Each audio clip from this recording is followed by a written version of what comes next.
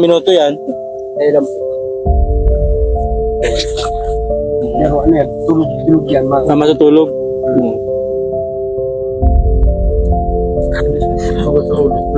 May minsan na yung napapabarag sa ano, siminto.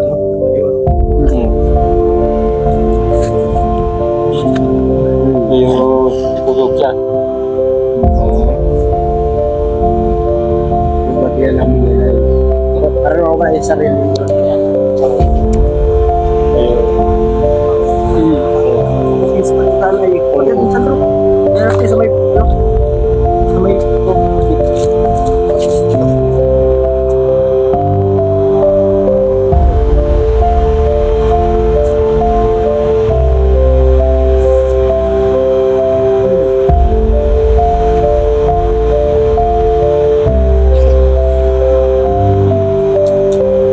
Tutulog siya. Tutulog na yan.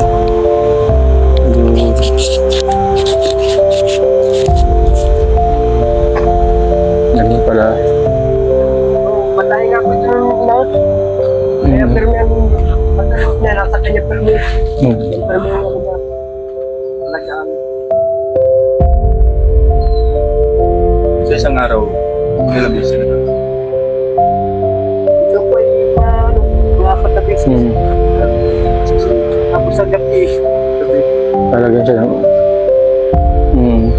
Kasi nga pag naglalakad daw sila sa bayan. Magkakagan. Sinusumpong. Pag sinumpong pala siya, parang mawawala sa sarili.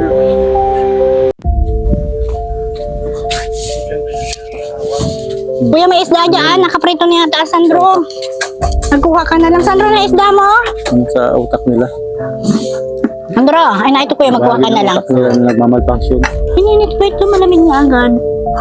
Kahit nga tata, Sandro. Katrabaho ni Sandro dito nakain. Ayan, ayun. Ako katrabaho. Tara, bangon.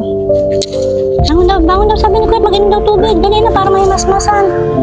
Yeah, masakit talaga ang likod, ang gibit. Inom ng tubig, dali, para magising ang dugo. Ang inom daw, at pinipicturean ka rin ko. Inom ng tubig, konti lang. Konti lang.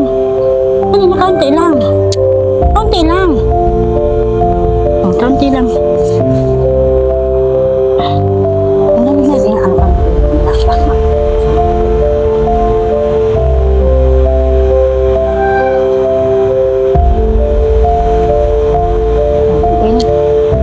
mahingi daw si kuya ng chicks. Gusto mo, mabigay kang chicks? Chicks daw. Nandun sa tindahan na. Mabigay ka? Pingi daw isa, unang rumahin daw. Punta natin? Hindi na kuya mapuntahan doon, baka abutin na naman. Oo. Mabigay kang chicks, sino ibibigay mo? Ano pangalan? Dali na. Sabihin mo na, Danica, dali. Sabihin mo na. Danica. Sabihin mo kay kuya. Yung pangit-pangit lang ibigay mo sa akin. Magaganda po yan, walang pangit. Maganda ang chicks niya yan. Puro magaganda, saka po mapuputi talaga. Ay, magagos. Parang mga papel ang legs. Mukhang legs yan ay mga mukhang mapuputi ang legs ang gusto niyan. Pag maitim po, ayaw niyan.